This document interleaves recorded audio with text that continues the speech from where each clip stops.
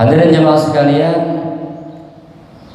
izinkanlah pada pembahasan kali ini saya menyampaikan sebuah hadis yang berkenaan dengan orang Islam yang bagaimanakah yang paling utama. Orang Islam yang bagaimanakah yang paling utama, yang paling afdol. Menurut siapa? Menurut orang tua kita? Bukan. Menurut siapa? Menurut guru kita? Bukan. Menurut Rasul, Pak. Jadi timbangannya itu baik buruk sesuatu itu kita timbang dengan agama.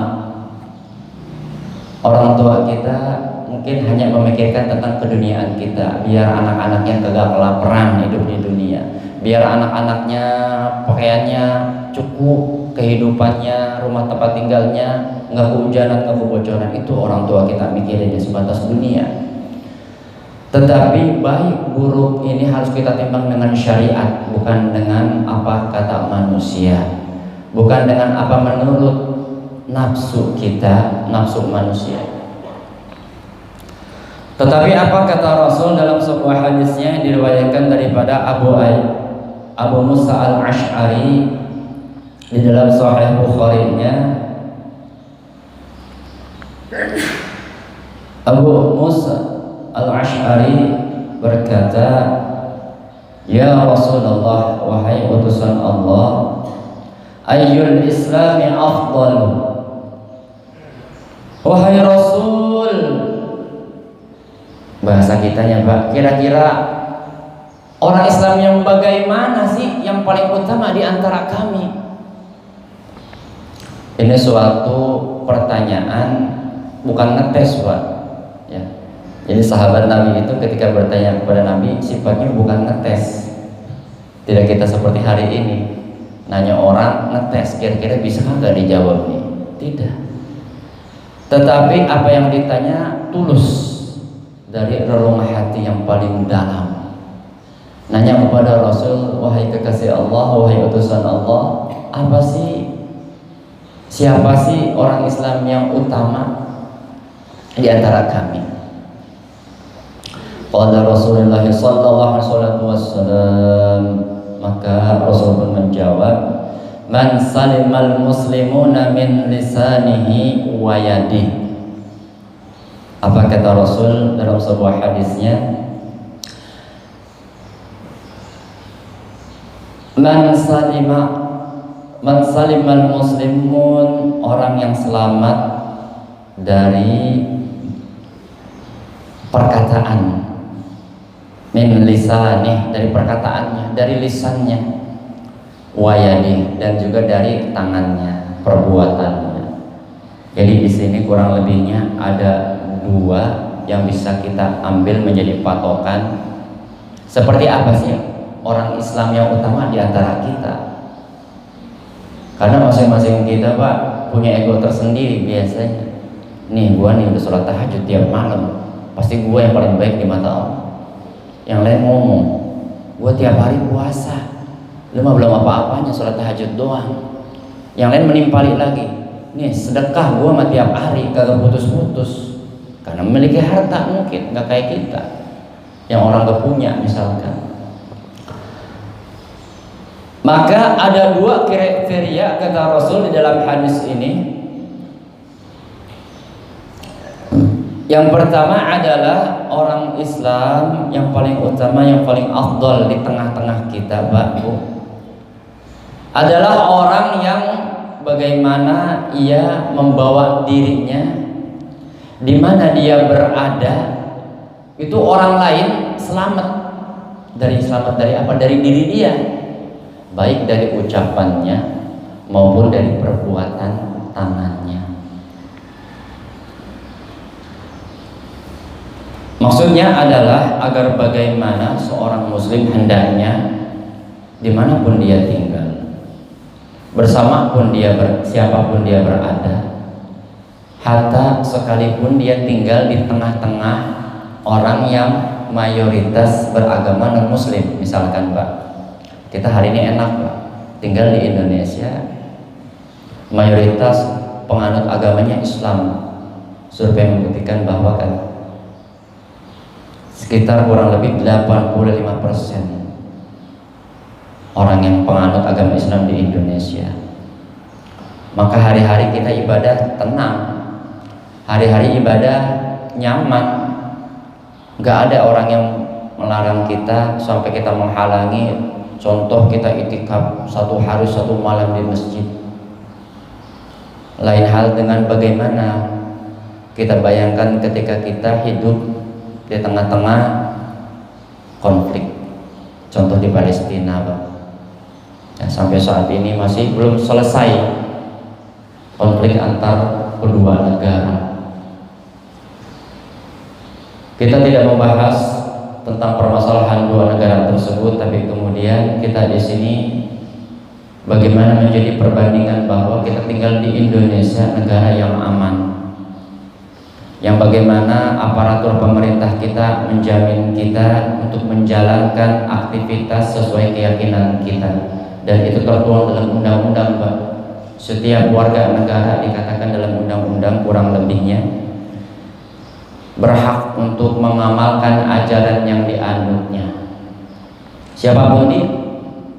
Maka tidak heran ketika di Indonesia ini ada beberapa agama, tidak hanya Islam, walaupun agama Islam mayoritas mendominasi di negara kita, tetapi kemudian negara mengatur kepada kita sebagai masyarakat Indonesia untuk kita senantiasa rukun antar umat beragama.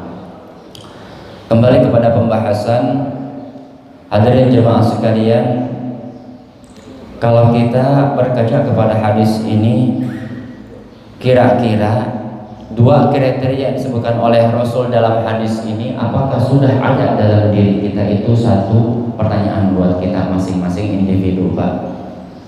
Pertanyaannya saya ulang, apakah 2 kriteria yang Rasul katakan terkait daripada keutamaan seutama-utamanya orang Islam, orang Muslim adalah yang pertama, orang yang selamat daripada lisan perkataannya dan juga perbuatan daripada tangannya.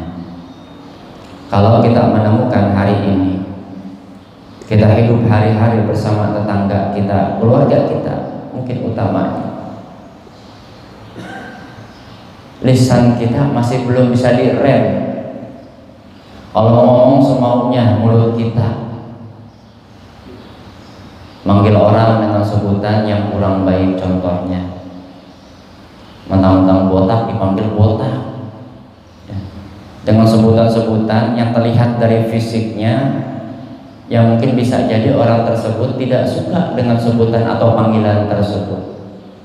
Namun sudah kadung karena sudah kenal dekat, bertetangga puluhan tahun, sehingga dipendam rasa amarahnya dalam hati. Bukan tidak marah, Pak. Bisa jadi tetangga kita, teman kita yang hari-hari kita ajak ngobrol, lalu kemudian kita panggil dengan sebutan yang kurang baik, lalu kemudian dia tidak marah. Bukan tidak marah, bisa jadi dia pendam dalam hati, Pak. Maka penting bagi kita untuk agar bagaimana kita berinteraksi, bersosial di masyarakat, dengan keluarga utamanya, dengan tetangga kita, orang tua, siapapun dia selain kita, untuk agar bagaimana menjaga lisan kita. Terkait daripada lisan, sampai-sampai baginda Rasul Muhammad sallallahu alaihi wasallam memberikan warning, memberikan suatu peringatan terkait daripada lisan. Apa kata Rasul terkait lisan? Man kana yu'minu billahi wal yaumil akhir. Kalau orang ngaku beriman kepada Allah dan hari kiamat, dan kedua pengakuan ini termasuk dalam rukun iman. Artinya apa? Orang itu tidak dibilang, belum bisa dibilang beriman. Belum bisa dibilang beriman seseorang. Man kana yu'minu billahi wal yawmil akhir falyaqul khairan aw liyasmut.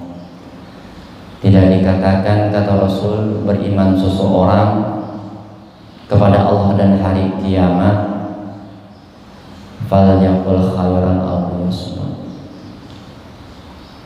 hendaklah ia berkata yang baik-baik saja. Auliyasmut, kalau nggak bisa ngomongin baik sama orang, kata Rasul, udah diem, suruh diem gitu Pak. Artinya jangan banyak omong. Ketika diam tersebut, dalam syarah hadis ini dikatakan, ulama sampaikan, kalau diamnya tersebut itu membawa kebaikan, ya Pak ya, daripada ngomong mulu, khawatir omongan kita nyakitin orang, daripada ngomong mulu, ngobrol ngalor ngidul sama tetangga sama teman, ngomongin orang, gibah jatuhnya Pak. Maka lebih baik diam, udah diam aja. Sehingga ungkapan menyebutkan bahwa diam seperti emas, berkata seperti emas, diam seperti perak, berharga dua-duanya. Itu tanda-tanda ciri-ciri orang yang beriman. Tetapi ada diam yang tidak diperbolehkan, yang harus diungkapkan. Contoh diam ketika melihat anggota keluarga kita melanggar syariat atau meninggalkan syariat. Jangan diam aja, mentang-mentang dengar hadis, wah kata Rasul diam aja nih. Kalau diam itu lebih udah diam aja, saya di rumah ada. Artinya kagak ngomong, bocah kagak sholat diantepin, bini istri kagak mau ngaji, nggak mau sholat, masa bodoh. Kata Rasul suruh diem aja udah. Salah penafsirannya ini Pak. Ya, diam di sini adalah kalau nggak mampu mulut kita, utamanya bagi orang-orang yang senantiasa mulutnya nggak bisa dijaga. Biasanya siapa Pak? Perempuan Pak ya, bini-bini kita. Maka tidak heran kata Rasul, penghuni neraka kebanyakan wanita, dalam hadis sahih Pak. Ma'asyiral muslimin, hadirin jemaah sekalian, di dalam matan hadis ini disebutkan tadi ada dua kriteria seseorang dikatakan sebagai orang Islam yang paling utama di antara kita. Siapa yang meriwayatkan hadis ini sanadnya panjang, ada beberapa perawi, tetapi kemudian berujung kepada salah satu sahabat yang menanyakan perkara ini Pak. Sahabat itu banyak namanya, banyak kalangannya, dari kalangan sahabat yang muda, kemudian sahabat yang tua daripada kalangan sahabat wanita, ya, banyak macam kalangan sahabat Nabi radhiyallahu anhu. Maka yang meriwayatkan hadis ini adalah Abu Musa al-Ash'ari. Sedikit kita bahas tentang biografi siapakah ini Abu Musa al-Ash'ari. Hadirin jemaah sekalian, tentunya setiap dalam kita mengkaji sebuah hadis penting dibahas siapakah yang meriwayatkan daripada setiap hadis. Maka dalam pembahasan kali ini, sebuah hadis yang tadi kita bahas matannya terlupa oleh kita, pembahasan tentang siapakah yang merawi hadis ini. Hadis ini berasal daripada Abu Musa al-Ash'ari. Abu Musa al-Ash'ari ini adalah sebutan Pak, bukan nama asli. Sebutan yang nama aslinya bernama Abdullah bin Qais bin Sulaim al-Ash'ari. Dan al-Ash'ari ini juga adalah sebuah panggilan. Abdullah bin Qais bin Sulaim al-Ash'ari atau yang kita kenal dalam kitab-kitab hadis disebutkan Abu Musa al-Ash'ari adalah seorang sahabat Nabi Muhammad SAW yang berasal dari kota Yaman. Jadi bukan orang Mekah nih ceritanya Mbak, disebutkan dalam biografinya. Abu Musa al-Ash'ari adalah seorang penduduk dari Yaman yang ketika awal-awal Islam di kota Mekah sudah mulai tersebar beritanya, tapi belum hijrah Pak ke Madinah. Masih sembunyi-sembunyi dakwah Islam ketika itu karena masih sedikit jumlah penganut agama Islamnya, dan masih sembunyi-sembunyi ketika metode dakwah yang diajarkan oleh Nabi ketika di Mekah sebelum hijrah.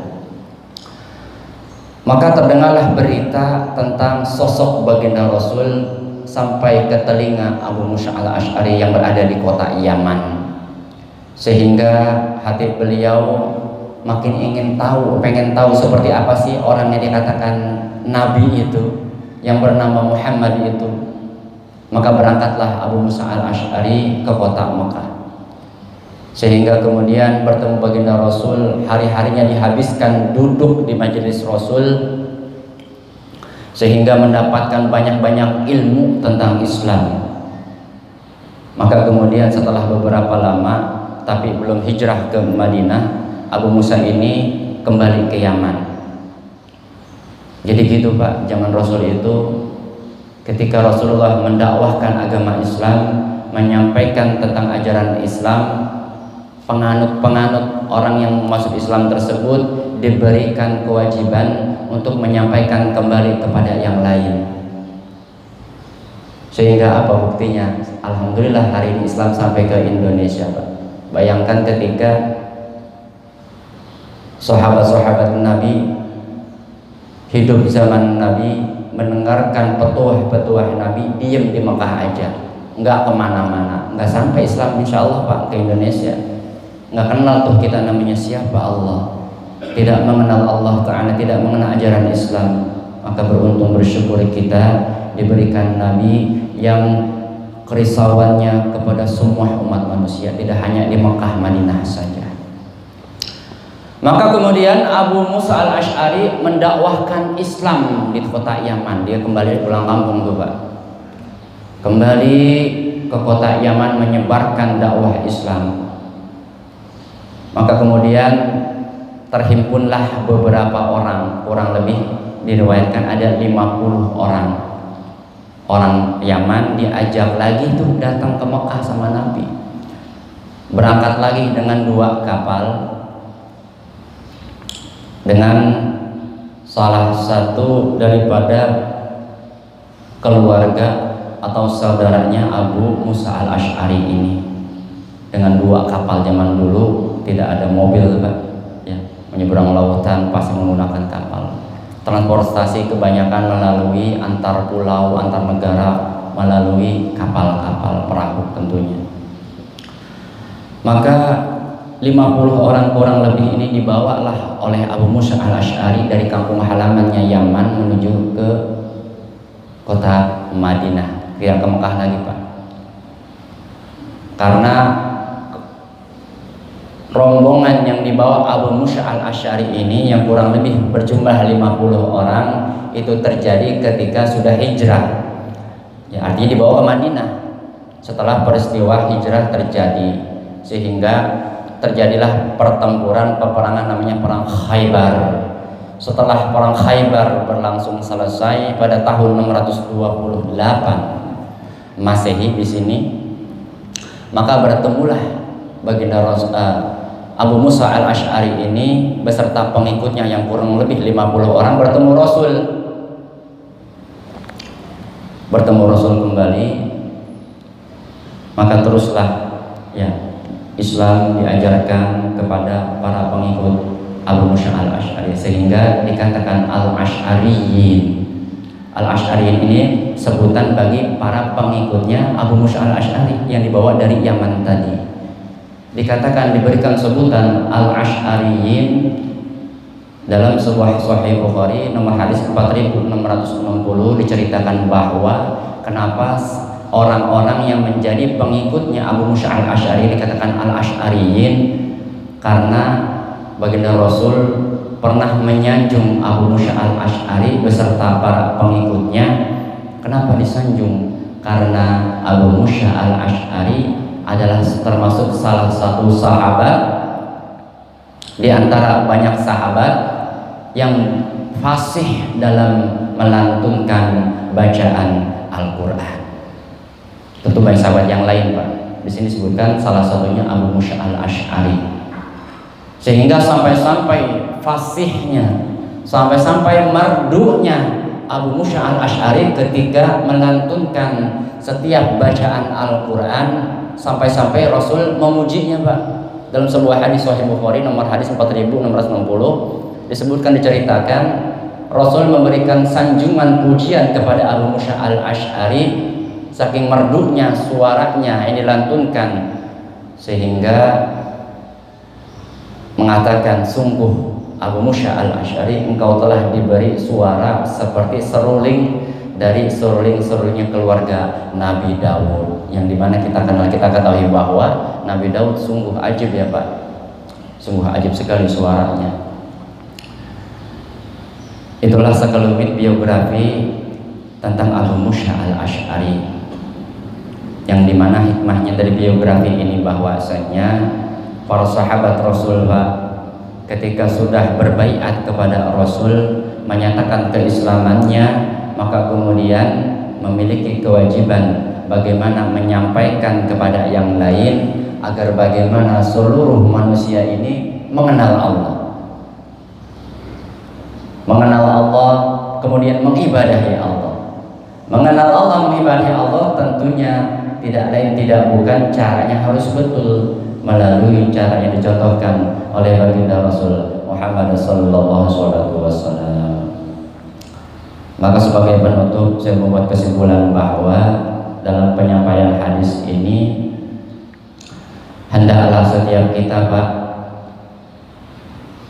dari beberapa keterangan hadis tadi, salah satunya hadis terkait daripada siapakah orang Islam yang paling utama di antara kita, dijelaskan dari matan hadis tadi ada 2 kriteria, yang mudah-mudahan kedua kriteria ini kita semuanya mampu mewujudkan dalam diri kita, amin ya rabbal alamin. Yang pertama yaitu bagaimana seorang Islam ini, yaitu dia agar bagaimana orang lain aman dari 2 hal dari dirinya, baik dari lisan maupun perbuatan tangannya. Maka jangan sungkan-sungkan kita untuk agar bagaimana berbuat baik kepada orang-orang sekitar kita Pak. Jangan hidup dari kecil nyusahin orang mulu. Mungkin kalau nyusahin orang dalam hal ekonomi, bisa jadi kita menyusahkan tetangga kita dari perkataan kita. Kalau ngomong ya Pak ya, seenak jidat kita kadang kalau keluar mulut kita. Nauzubillah. Maka penting bagi kita untuk menjaga lisan kita, menjaga perbuatan kedua tangan kita. Maka sebagai pelengkap dalam hal ini, saya mengutip pepatah dari orang Sumatera. Apa kata orang Sumatera? Di mana bumi dipijak, disitulah langit dijunjung. Artinya apa Pak? Di mana kita tinggal, ikuti apa yang menjadi adat istiadat budaya setempat. Sepakat Pak? Coba-coba Pak. Kita tinggal orang Betawi contoh. Tahu kita ke Jawa Tengah misalkan, yang dimana di Jawa Tengah tersebut kita kenal orang-orang Jawa ini lemah lembut ya Pak. Saya banyak menemukan orang-orang Jawa Tengah, mereka hidup di tengah-tengah kita, merantau di daerah kita, alhamdulillah sopan-sopan, lembut-lembut Pak. Coba-coba kita membawa kebiasaan kehidupan kita, contoh orang Jakarta misalkan ke Jawa Tengah ya, membawa akhlak kita yang mungkin rata-rata orang Jakarta atau orang Betawi kita Pak, orang Bekasi, kalau ngomong bahasanya nyablak aja ya Pak biasanya. Coba-coba kita ke sana, maka kita akan dipandang menjadi orang yang kurang berakhlak baik di tengah masyarakat orang Jawa. Begitupun kita, contoh kita ke wilayah yang lain, kalau kita tidak menyesuaikan dengan kondisi budaya adat istiadat, perangai, akhlak yang dimiliki orang-orang setempat daerah tersebut, maka bisa dipastikan kita tidak bisa hidup berdampingan dengan mereka. Penting bagi kita dimanapun kita tinggal, kita sesuaikan dengan apa yang menjadi kebiasaan tersebut, yang disebut adat istiadat. Karena tidak semua perbuatan-perbuatan baik itu tertuang, termaktub dalam Al-Quran dan hadis Pak ya. Karena sering kita temukan masyarakat kita membuat suatu aturan yang dimana aturan tersebut sudah diwariskan dari nenek moyang kita daerah tersebut, yang itu tidak termaktub dalam Al-Quran dan hadis, tapi baik ya. Maka ulama sampaikan ketika adat istiadat atau budaya suatu daerah itu ada di tengah masyarakat, selama tidak melanggar bertentangan dengan syariat, jalanin, terusin, budayakan. Tetapi ketika adat istiadat, budaya orang setempat bertentangan dengan syariat, perlu kita luruskan. Caranya yang baik, penyampaiannya butuh waktu yang lama. Sedikit saya cerita, di tempat saya itu Pak, ada seorang ustaz, agar bagaimana dia merubah kondisi kebiasaan masyarakat yang kalau di suatu waktu tertentu menyajikan suatu sajian di dekat pinggir kali, sesajen bahasanya, bahasa kita ya Pak, berharap bahwa nanti ya dengan keyakinan mereka, orang-orang dulu ini alhamdulillah sekarang udah kagak ada, dengan keyakinan bahwa kalau kita masyarakat setempat memberikan sajian-sajian kopi manis, kopi pahit, kumbang segala macam, dengan diberikannya suatu seekor ayam bekakak ya Pak, dengan harapan keruhun tersebut ya bisa memberikan keberkahan kepada penduduk tersebut. Itu suatu keyakinan yang batil Pak, saya sampaikan, suatu keyakinan yang batil. Tetapi si ustadz ini dia tidak langsung mengatakan ini bid'ah, nggak langsung Pak, ini sesat, kagak Pak. Kalau begitu apa dengan ustadz itu? Kagak Pak, bubar semua masyarakat. Maka disampaikan dia dengan lemah lembut, dan itu nggak cukup sebulan, 2 bulan, tahunan. Sehingga lama kelamaan dengan kesabaran si ustadz tersebut, masyarakat lambat laun mulai menerima apa yang disampaikannya, sehingga sampai hilang ya. Tapi kemudian pintar nih ustadz Pak, dia mengajak daripada ritual tersebut dipindahin, suruh ke masjid, nggak dikali lagi. Bapak-bapak, ibu-ibu kurang lebihnya, bapak-bapak, ibu-ibu, alangkah baiknya kalau acara ini kita taruh di masjid yang luas dan yang lebih leluasa. Kalau acara gini nggak kehujanan, nggak kepanasan, kurang lebih bahasanya kayak gitu Pak. Kagak ngomong ini bidah, ini sesat, tinggalin ya Pak. Umat hari ini Pak udah bosan dibilang bidah-bidah mulu ya Pak. Kalau kita sampaikan bidah ini sesat, kapan dia mau datang ke masjid?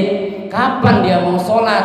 Betul Pak, kabur yang ada. Yang harapan kita masjidnya penuh, malah tambah kosong ya. Saya tidak menyinggung teman-teman kita yang di luar dengan kita, tetapi di sini saya menyampaikan bahwa agar bagaimana kita menyampaikan ke masyarakat itu tentunya dengan arif ya. Walaupun ada hadis Nabi, qul haq walau kana murran, sampaikan yang hak walaupun terasa pahit, tetapi tafsirannya Pak harus dengan tafsiran para ulama salafus soleh. Jangan asal kita tafsir sendiri, mentang-mentang kata Nabi, wah ini sih kayak sebenarnya saya nggak enak nyampeinnya, cuman kata Nabi harus sampai ini, sampein aja ini sesat-sesat ya. Kagak kelar-kelar Pak umat Pak, kagak datang ke masjid, saya jamin.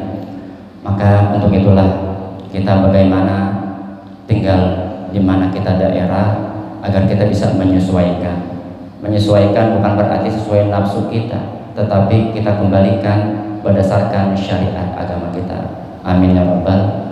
Mungkin mudah itu aja Pak ya, sedikit penyampaian saya yang jauh daripada kekurangan. Mudah-mudahan penyampaian ini menjadi penyemangat bagi kita, agar kita satu, yang pertama kita harus eling kita tuh hidup di tengah masyarakat, butuh orang lain ya. Jangan serta-merta kita asal ngomong, asal jeplak, tangan kita asal ringan tangan kepada orang dalam artian negatif.